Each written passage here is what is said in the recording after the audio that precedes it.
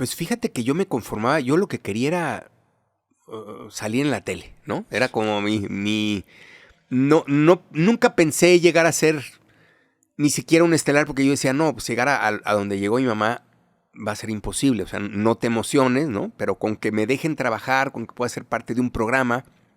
Y para mí mi proyección era, ojalá algún día pueda ser parte de un programa importante de televisión. Ok. Entonces, cuando finalmente llego a Anabel, para mí fue como ya la hice, ¿no? Hasta aquí llegué. A pesar de que la gente, me acuerdo que a los primeros años era, más bien, yo creo que todo Anabel, que fue el primer lugar en donde me empezaron a identificar, donde ya me salía a la calle y me reconocían, Sí. toda esa etapa yo era el de Anabel. O sea, yo salía a la calle y decían, ¡ay, mira, ahí va el de Anabel! Y me gritaban, ¡Anabel! Y yo ya sabía que era para mí, ¿no? Ya. Y, ¡ay, tú eres el de Anabel! Y yo, mi nombre era el de Anabel, ¿no? ¡Ahí va el de Anabel! ¡Mira el de Anabel! ¡Oye, tú, el de Anabel! Y me costó muchos años que fueron empezándose a aprender mi nombre, ¿no? ¿Y qué te inspiró a empezar a escribir tus propios sketches? O sea, ¿querías ahora desarrollar esa parte de crear ideas y no nada más participar en ideas de otras personas? Estoy en Anabel y me empiezo a dar cuenta que empiezo a conectar como, claro, así como era en la escuela de chistoso, lo puedo aplicar aquí en mi trabajo. Y me empiezo a hacer la conexión de, mira, Sí. como en la escuela. Y empiezo a improvisar en algunos sketches. Y en esta improvisada, que me daba cuenta que el staff se reía y los regañaban, ¿no? Les decían, ¡no se rían! ¿Quién se rió? Sí. Y como mi meta era hacer reír al staff, dije, si se ríe el staff, es que dije algo chistoso, ¿no? Entonces era como mi meta, que se rían los camarógrafos y demás. Y entonces me doy cuenta siempre era una buena señal para ti ver que se estaba riendo. Siempre, mira, cerró el camarógrafo. Y entonces ahí me doy cuenta que tengo capacidad para escribir, pero no como para escribir un guión, pero dije, se me ocurren cosas chistosas y hasta ahí. Y entonces dije, me gustaría hacer algo más que nada más ser parte de un... Y entonces empiezo a tratar de escribir mi propio show. Ahí dije, voy a empezar a hacer un show de comedia fuera de Anabel. Algo que pueda hacer en centro nocturno, en una convención, algo por fuera de la televisión. En un escenario. En un escenario. Ok. Y entonces ahí dije, pues, ¿cómo le hago? Pues, yo no soy escritor. Entonces empiezo a preguntarle a Tom, oye, un escritor que me recomiendan con uno y me venden un libreto.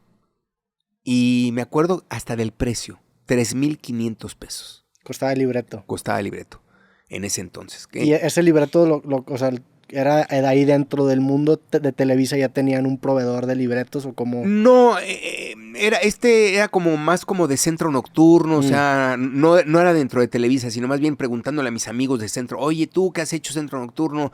¿Quién te escribe tu libreto? Pues hay un señor que es bueno para eso. Y total, me llega un libreto que costaba 3,500. Yo creo que ahorita sería como un equivalente a quizá unos 35,000 pesos, un poquito menos quizá. Pero el caso es que no me alcanzaba. Y entonces me junté con un amigo mío que también éramos los dos muy creativos, súper creativos, un güey que era un genio. Se llamaba Luis Ernesto Cano. Ok. Hizo varios programas por ahí y falleció finalmente hace como 10 años ya. Y entonces le digo, oye, Luis, nos cuesta 35,000 pesos si queremos hacer este show. Y me dice, no, pues no nos alcanza, o sea, ¿de dónde? Y me dice, ¿por qué no nos sentamos? Tú y yo decimos un friego de tonterías. ¿Por qué no nos sentamos a intentar escribir? Le dije, no, pero no somos escritores. Pues vamos a sentarnos, ¿a qué perdemos? Sí. Órale, pues vamos a sentarnos a escribir tonterías. Nos sentamos y nos sale un show que durante 5 años se ganó el premio del mejor show de centro nocturno en México. Y gracias a ese show me dieron mi programa de televisión y gracias a ese show me abrieron las puertas finalmente en Televisa para que tuviera yo mi primera oportunidad estelar. ¿Ese show cómo se llamó previo al de Televisa? Se llamó Felatio. Felatio, okay. Que es una... Sí. ¿No? Sexo oral, ¿no? Pero era porque le pusimos así porque eran puras mamadas. Sí. Literal. Entonces pues, dijimos, ¿cómo le ponemos al show? Pues vamos a ponerle así. ¿Por qué? Porque es una mamada, ¿no? Es pura tontería. Y literal era juntarnos a decir tonterías pero se convirtió en un show que te juro que fue icónico. O sea, hay mucha gente que lo recuerda porque fue del 89 al 94 y estuvimos en varios lugares y empecé así desde tocando La primera puerta que toqué fue en El Hijo del Cuervo, que era un pequeño bar en Coyoacán. Y yo ya así tocando junto con mi amigo, oigan, literal tocando la puerta. Sí, pero oiga, ¿quién es el manager de aquí del bar? No, pues fulano. Es que tenemos un show, mire, yo soy fulanito. Y no, pues hagan cola y a ver si... Y así, hasta que nos dejaron hacer el show. Corte A, era el show más... nos lo querían comprar en todos lados. Terminamos en el Hotel Fiesta Americana, llenos totales. ¿Y era un show que contrataban privado o era que se iban de gira? O sea, ¿cómo era? Llegamos a hacer de todo. Empezamos primero en el Hijo del Cuervo, en Coyoacán, un barecito chiquitito. Luego pasamos al Bar Miau, que estaba aquí por Altavista. Luego terminamos en el Hotel Fiesta Americana, en un salón gigantesco. Y luego empezamos a venderlo en giras. Luego acabamos haciéndolo hasta en teatro. Nos íbamos a Monterrey, Guadalajara, a hacer el show en teatro. Y anduvimos de gira. Y luego eventos privados y todo. Pero era un súper show. Éramos 4 personas y era un súper show. Y de ahí en ese show nació el cocinero, el pepperoni. ¡Listo! Sí. Ahí nació el... Óigame. Sí. Ahí nació por accidente en ese show. Ahí nació... ¿Por qué por accidente? O sea, ¿te improvisaste? Fíjate que estaba yo con Luis Ernesto Cano en un sketch en donde yo cantaba una canción. Bueno, supuestamente yo le pedía a este otro señor que me ayudara a cantar una canción, ¿no? No, yo salía al escenario y entonces él pasaba y le decía, oiga, señor, ayúdeme a cantar una canción. Sí, a ver, ¿cuál? Pues esta, ¿no? Y entonces empezaba ahí era una rutina. Y entonces, como nos llevábamos muy bien y disfrutábamos mucho estar en el escenario y nos encantaba jodernos en el escenario, de repente decía yo, hoy le voy a cambiar la voz. Hoy lo voy a joder con esta actitud. Hoy voy a salir de, señor, venga, por favor. Entonces le cambiaba la voz y entonces me volteaba a ver con cara de, güey, ¿qué estás haciendo? Y nos moríamos de la risa en el escenario. Ya. Y otro día le salía hablando como francés y, ¿me explico? Sí, y entonces un día llego y no me preguntes por qué. De repente empiezo a hacer la voz así como, oiga, señora, ayúdeme, venga. Como el óigame, ¿no? Sí. Y de repente se desespera con eso y me empieza a ahorcar. De broma, ¿no? Sí, pero me empieza a ahorcar y, ya, señor, ya. Y me ahorca. Y entonces digo, óigame, me ahorcó, óigame. Y empiezo a repetir y la gente se empieza a reír y a reír y a reír. Dije, ¿y ahora qué? ¿Por qué se está riendo la gente? Total, que salimos de escena y le digo, ay, todo cagado, ¿no? Me dice, sí. Le digo, ¿pero por qué se ría la gente? Y dice, no sé, te ahorqué y tú empezaste a necear y se rió la gente. Le digo, pero ¿por qué se reirá la gente nada más de que neceo? Sí. Pues no sé, me dice, pero pues vamos a hacerlo mañana a ver qué tal. Y al día siguiente volví a salir y volví, óigame. Entonces empecé a necear más y más. Pero es que me ahorcó, óigame. Sí, señor, ya. Pero es que, óigame, no. A ver, señor, usted de rojo, me ahorcó, óigame. No. Y ja. Y dije, mira, qué chistoso. Y luego cuando lo trato de llevar a la televisión, se lo piché al productor de ese entonces y me dice, pero ¿cómo es el personaje? Pues es un güey que desespera a alguien, entonces lo ahorcan y entonces yo digo, óigame, no. Y me dice, güey, es la peor idea. Le digo, no, pero es que ya sé que suena muy mala como idea, pero te juro que funciona. No, algo más chistoso. ¿Cómo? Eso no tiene chiste. Sí. Le digo, ya sé que suena que no es chistoso, pero es que lo tienes que ver. Y me costó mucho que creyeran en mis personajes, porque era como, ¿cómo? Nada más porque te ahorcan y dices, me ahorcó, ya se va a reír la gente. Y digo, sí. Y eso fue cuando se termina esta gira de Felatio, se llamaba Felatio, ajá, y pichas de vez en cuando. En la gira, bueno, no en la gira, sino en cuando estaba haciendo la temporada en México, en Centro Nocturno, mis principales fans que me iban a ver todos los días, a ver el show, que literal me caían cada fin de semana, eran Emilio Azcárraga, Pepe Bastón y toda la plana que ahorita están y sus amigos. Y me caían cada fin de semana a ver el show. Entonces, en ese entonces, ellos eran, todavía no estaban en la empresa como ejecutivos, eran los hijos de, ¿no? Pero gracias a ellos se me abrieron mucho las puertas para que fuera yo a decir, oigan, denme una oportunidad ahora con mi propio programa. Entonces me siento a desarrollar mi propio programa, empiezo a escribir mi propio programa. Cuando me dicen, güey, pues empieza a hacer un programa de televisión, órale. Y empiezo a escribir mis propios libretos y ahí es donde me doy cuenta que tengo capacidad también para escribir programas de televisión. Se me hace bien chingón esa parte improvisatoria que tienes porque creo que mantiene viva tanto el proyecto, pero también a ti mismo, ¿no? O sea, de hecho, antes de que llegaras estaba viendo, hay compilaciones en YouTube pues son bloopers de tus programas en donde con la persona con la que estás se empieza a reír y tú sigues en personaje y que ¿por qué te estás riendo? Y creo que es algo muy chingón que hacer porque precisamente si eres muy bueno observando estos happy accidents, como dice David Lynch, acaban volviéndose después ideas que acaban siendo home runs, ¿no?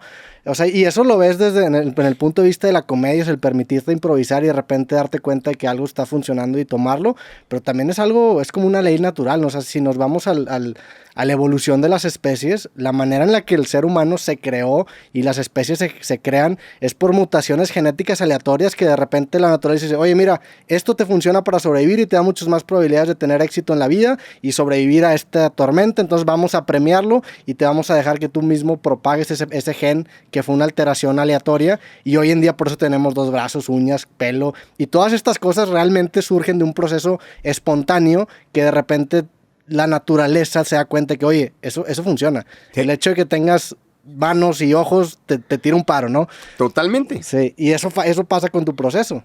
Es lo mismo con la creatividad y con los personajes y yo casi todo lo que he hecho ha sido por accidente. La familia Peluche también fue un accidente, fue una mezcla de un sketch que estábamos haciendo un día con una idea creativa, pero también fue un accidente. Casi todos los personajes padres y las ideas padres que he tenido son accidentes, ¿no? Sí. Que es la mezcla de una cosa con otra. Yo siempre lo digo cuando doy la conferencia de creatividad, siempre digo, no intenten inventar algo nuevo. Porque no existe, o sea, ya todo lo nuevo ya está inventado. Difícilmente vas a encontrar algo nuevo. Busquen en cómo hacer combinaciones. Claro. O sea, no se trata de decir, híjole, ¿cómo le hago para inventar algo que nadie ha inventado? Pues no, va a estar 5 ya años. Desde los griegos ya contaron todas las historias. Todo. Sí. Lo que tienes que buscar es decir, mira, ¿qué tal si junto esto con esto? Y mira, se hace un nuevo elemento. Pero juntando 2 cosas que existen. Claro. No creando algo nuevo de cero. Sí. Sino juntando 2 cosas que existen para hacer un algo mejor, ¿no? Claro. Y así es como por accidente muchas veces se dan las cosas, ¿no? Y lo bonito de eso que dices es que estoy de acuerdo, o sea, la manera de fomentar nuevas cosas, entre comillas, es combinando cosas existentes, influencias, inspiraciones, pero también lo que acaba siendo diferente, que por ejemplo tú combines esto con esto, a que yo lo combine, es precisamente ese estilo. O sea, ese estilo es lo que acaba sobrando y que no explicamos cómo salió, pero es tu interpretación de la misma. O sea, a mí me gusta mucho referirme al arte como un juego de teléfono descompuesto, en el sentido de que tú ves una obra, dices, está chido, pero yo lo hubiera hecho de esa manera, entonces la readaptas a tu estilo y vas jugando un teléfono descompuesto y el artista malinterpreta la obra del güey pasado y así se va. Por eso es un proceso iterativo con malinterpretaciones artísticas, ¿no? Exactamente. Sí. Exacto. Es un gran ejemplo, exactamente. Y con este primer programa de sketches tuyo, ¿cómo te va? Me va increíble porque rompe muchos paradigmas. Y fue una mezcla de muchas cosas. O sea, ¿qué pasa? Me dan mi oportunidad de escribir algo, me siento con mis escritores a desarrollar comedia. Y entonces se me ocurren 25,000 ideas. Yo me quería comer el mundo, ¿no? Pero lo primero que dije fue, lo último que voy a hacer es hacer comedia clásica. Ok. Tengo que hacer cosas nuevas. Y me senté con mis escritores y así fue nuestra primera junta. Fue, ¿qué no se ha hecho en la televisión para hacerlo? ¿Qué reglas hay para romperlas? ¿Qué es lo que está prohibido para sí poder hacerlo? Así fue nuestra primera junta. Y en eso empezamos o sea, me acuerdo que teníamos un sketch clásico, ¿no? Normalito, que era como lo que veías en cualquier programa de televisión y todo lo demás era nuevo. Y entonces a la hora que llego a pichar el programa, ya me conocían por Anabel, me conocían porque ya me habían visto algunos en el show. Y de repente me dicen, oye, está muy padre lo que escribiste, pero mira, esto de Armando Hoyos, pues como que yo creo que la gente no lo va a entender, esto quítalo. Te lo juro, ¿eh? Armando Hoyos fue uno de los grandes pleitos de mi carrera. Qué cabrón. No, quítalo porque esto está muy difícil, la gente no lo va a entender. No, mejor haz sketches como este, que es el clásico. Y yo decía, pero es que es justamente... Y le dije, hasta que alguien me dijo, Eugenio, dales sketches clásicos que te den el programa y cuando estés al aire, empieza a hacer lo que se te pegue la gana. Claro. Y fue lo que hice. Tuve que mentir. Saqué Armando Hoyos, tenía yo, por ejemplo, un chorro de doblajes de películas, agarré en ese entonces el iluso de mí, pensé que podía utilizar todo. Tengo sketches ahí de películas hollywoodenses dobladas, combinadas conmigo en live action, entonces me editaba a mí mismo contestándole al Dr. Lecter. Ya. Cosas así, ¿me explicó? Agarré... Pero eso es parte, o sea, hoy en día... Entiendo porque a mí también me pasa algo similar con mis libros, que creí que las imágenes pues eran de todos y te metes en pedos grandes. Sé que tú te has metido en pedos muy grandes por eso, con Shrek en específico, pero eso lo hiciste más que nada porque viste algo, te inspiró y quisiste justamente malinterpretarlo y ponerle tu estilo, ¿no? Exacto, Sí, yo sí. Agarré y por ahí lo tengo hasta en algún cassette, tengo una escena con Dr. Lecter. Y llego yo a hablar con él y está súper bien editada, bien doblada.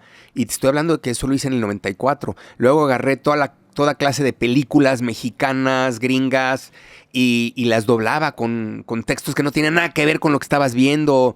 Luego agarré caricaturas y las mezclaba con... O sea, empecé una cantidad de locuras buenísimas. Y a todos me decían, no, es que esto está muy elevado, no, esto está muy complicado, no, esto por los derechos no se puede, es que no. Y entonces fue no. Y yo me dediqué durante años, a irme a pelear. Vaya, llegué hasta Estados Unidos a los estudios a tocar, a decir, oigan, denme, ¿cuánto me cuesta que me dejen usar este clip de la película? Fueron años hasta que finalmente pude utilizar algunas cosas sí, otras no. Pero bueno, en ese proceso creativo, encontré muchas cosas padrísimas que todas están basadas en cómo puedo hacer para romper reglas, cómo puedo hacer para inventar cosas que no se han hecho anteriormente, en lugar de decir lo que muchos hacen. Ay, voy a hacer un programa fregón como el de Adrián Uribe, ¿no? Sí. Digo, eso sería ahorita, ¿no? Ay, voy a hacer un programa como el de Adrián Uribe, o voy a hacer un programa... No piensen así, chavos, no. Hay que hacer cosas originales, que no ha hecho nadie para hacerlo yo, ¿no? Y ahorita que estabas comentando eso, también me llega a la mente esta habilidad que también te permite llevar las cosas a la realidad, que es el entender cuáles son las reglas hoy en día, ¿no? Porque también tienes que entender que hay un juego que se está jugando y tú tienes que, de cierta manera, camuflarte y meterte primero al juego para ya después poder implementar tus ideas, porque también la persona que está completamente desconectada de la realidad dice, no, yo quiero hacer esto y si no se hace eso, pues ya vale madre. El tú estar consciente de que existe una burocracia, como tú le quieras llamar, una serie de lineamientos, una industria ya preestablecida, te permite ponerte a lo mejor el traje y la corbata y meterte a ese mundo y luego ya en ese mundo acabas haciendo lo que tú quieras, pero Exacto. Primero tienes que entrar, ¿no? Exacto, que fue lo que te platiqué que hice de alguna manera. Yo no estaba de acuerdo con lo que me estaban sugiriendo y empecé a necear.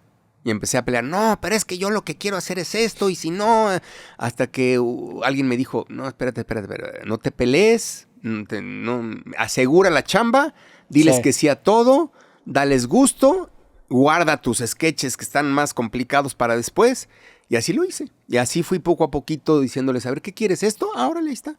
Y ya que estaba yo al aire, empecé a meter mis ideas y poco a poco fui rompiendo reglas. Y eso fue lo que me ayudó a hacer un programa diferente.